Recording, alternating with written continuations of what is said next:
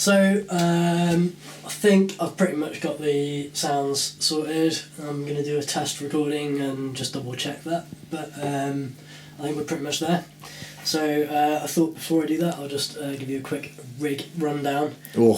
I'll be using the Chapman MLB bass, freshly strung with some true tension Dorje strings. It's completely stock. I'm currently using it coil tapped because I prefer the sound of coil tapped pickups, or at least single coils on bass. What we got? Alright, so pedal board. We've got the Hog, which is basically an octave pedal with a filter section and envelope, and that's going to a foot controller where I've got some presets. Preset 1 is kind of a sustain thing, which just kind of sustains infinitely really,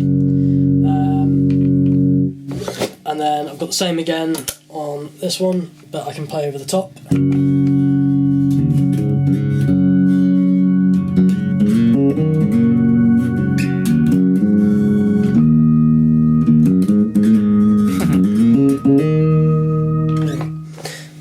Then we've got a silly noise, which I think is used in 0, which kind of just allows me to do. Is that all controlled by the expression pedal? Yeah. Yeah. That's cool. And then we've got some octave, I think.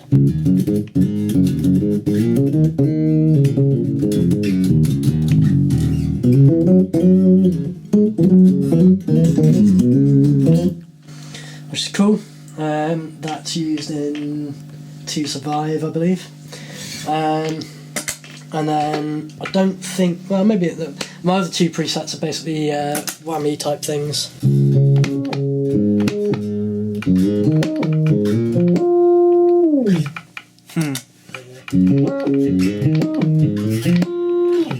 Just a bit of a brighter sound. So that's the Hog kind of covered. The Hog. Which goes in front of the. Basically, I've got tuner first thing, buffered signal, going into the Hog, and then leaving the Hog goes to this Rodenberg 707, which is basically a clean boost, which I use predominantly for the kind of slap stuff. So.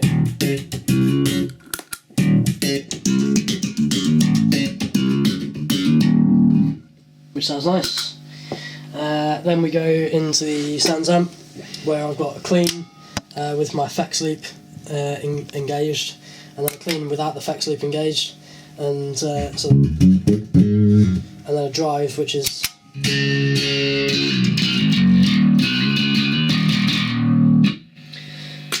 Then in the effects loop, I've got a chorus.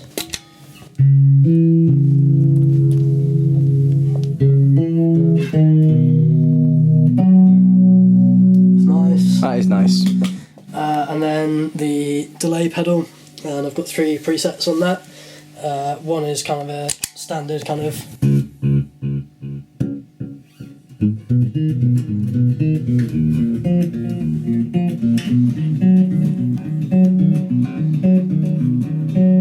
So live, do you use the tap tempo? Yeah. Yeah. Yeah. And then we've got a kind of reverse delay sound, which is cool.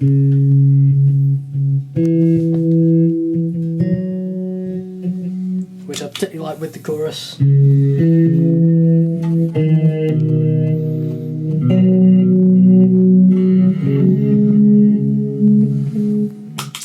And then there's, I think it's in written, there's a silly noise that happens. Oh, yeah. Basically the B button. My silly noise here. Which basically just does this for infinity noise. That's useful. And that's basically the pedal board rundown. There might be a few sections on the record where I use some other pedals. Selection of things here. Yeah, in particular, the Bearded Lady will probably get used. The Bearded Lady? Yeah, it's a fuzz pedal that's amazing. I just don't really have the space for it on the board at the moment, but I may have to make room for that one. The Doctor's Note's pretty wicked. It's like an envelope filter. And I've got the turnkey, which is a compressor, which is pretty nice as well. There's some other fuzz pedals and compressors and an old wicked chorus pedal, which again I just didn't have the space for on my pedal board, but that sounds awesome. So yeah, there may be some other moments of other pedals as well. What does the Decibel 11 do? Is that clean power? That's power, yeah, isolated power. Lovely. That's pretty much the rig. Other than that, it's just DIs out of the pedal and obviously the CTM 100 and the ABM cab. And yeah, it's sounding pretty chub. So Chubby! I'm going to do some tracking. I just put a video on Instagram and said your bass tone needs to go on a vegan diet. Because it's fat. Yeah, because it's fat with a PH. That's the different type of fat. Oh. Obviously not down with my gangster lingo. Oh well, on with the tracking. What are you doing? What are you doing first? White Dove's the first in the session, so I'm going to do White Dove first. White Dove. Alright, let's do it. First take of the bass.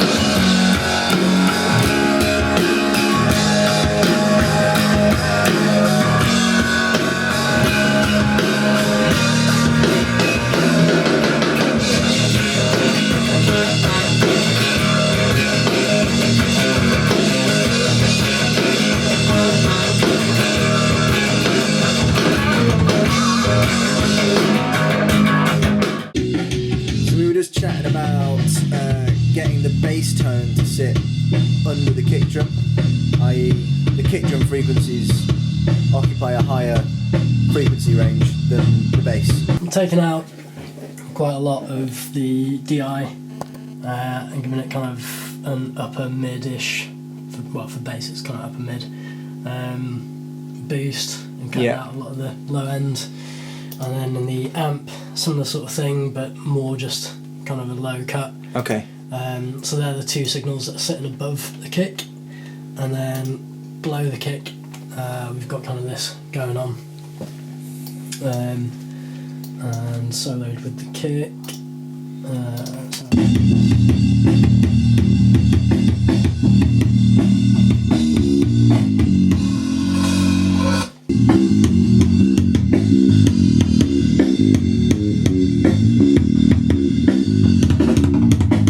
We've got these two boosts about here and here in the kick drum. Yeah. So around the same sort of frequencies. I'm just pulling a little bit out. And that's the DI. That's the DI EQ. That's the bass that's sitting underneath the kick, and now that's just giving the kick a lot more energy again. The other thing that I'll probably do later on when I come to mix is stick all my bass into a bus and stick a compressor on it that's sidechained to the kick drum, so it just ducks by a couple of dB every time the kick is triggered. And that'll again just give some headroom and space for the kick to stay nice and punchy. But other than that, we're getting there, I think.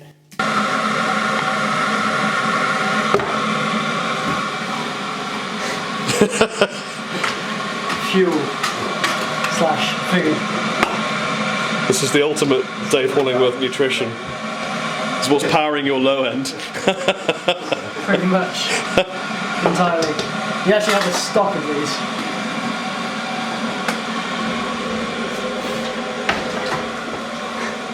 Fucking hell. That's a lot of caffeine. It's a bit hard to see on the camera. Yeah. So how's it going with the bass recording, Dave? It's alright. We're having a few issues with Logic, being Logic and not Pro Tools.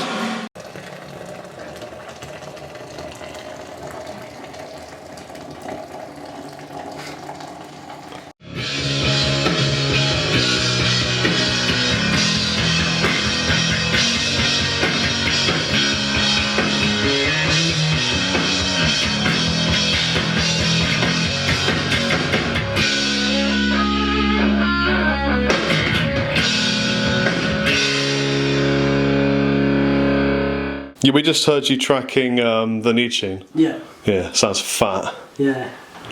See, There's a few sections where I'm doing everything with the bass distortion sounds and clean sounds, and then there's some in particular where I want some fuzz and also the Ashdown CTM drive from the amp. That was amazing. I was sat here so carefully and quietly taking my laptop out of my bag, and I got a bit excited and nearly dropped it. So. Hi! hi Dan, hi Diz. Hi. It's the Dan and Diz corner. So you're talking about the... So yeah, there's just a few bits where I want to get the drive sound from the Ashdown, because it's got less of a modern sound and much more of a kind of old school valvey drive really. It's more hairy, I think. Okay. It's probably the term. Less balls and more hair.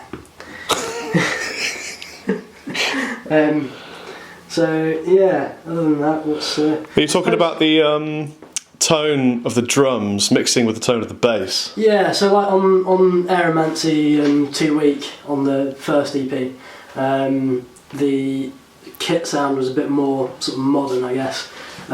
So the kick had a lot of sub, and it was kind of the lowest thing in the mix in terms of frequencies, not volume, but frequency-wise, like tone-wise, it was the lowest thing. And because we've gone for a bit more of a kind of, I don't know how to describe it really. I guess it's a classic drum sound, but kind of still got a sort of modern edge. But because of that drum sound, the kick is having to sit above the bass, so I've got a bit more of a deeper sound than I did in the EP. And how is the MLB, which is an affordable bass, hacking it as a recording bass?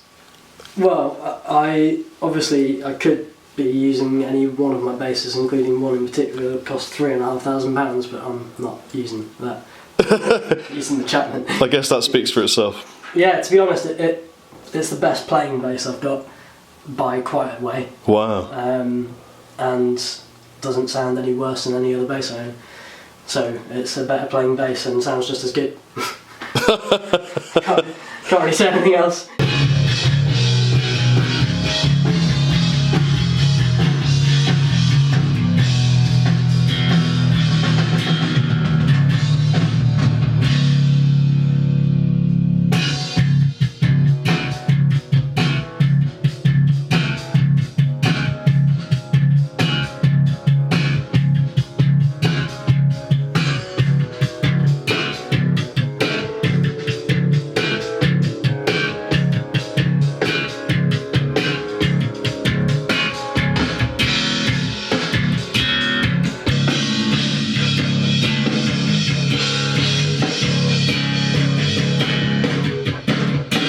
So I had to take the chorus off my pedal board and put in a bass synth pedal for tracking 0, because there's a cool noise that happens in the intro. It basically sounds like this.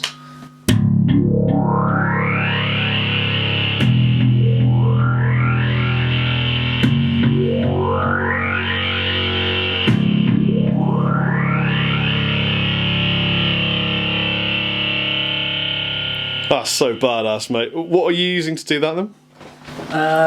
basically I'm on my clean channel on the Sans amp, and then in the effects loop I've got a Boss bass synth pedal, and then a TC flashback 4, just delay pedal basically, and yeah, I just mess with the settings until it does that.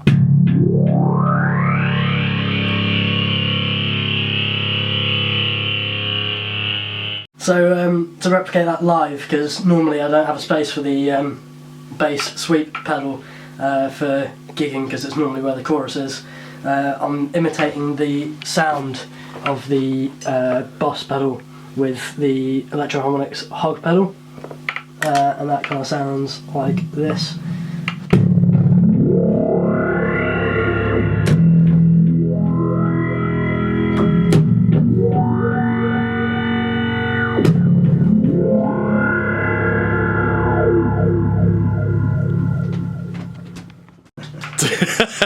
Dave keeps doing things that are really cool, but just as I turned the camera off, just do what you did again.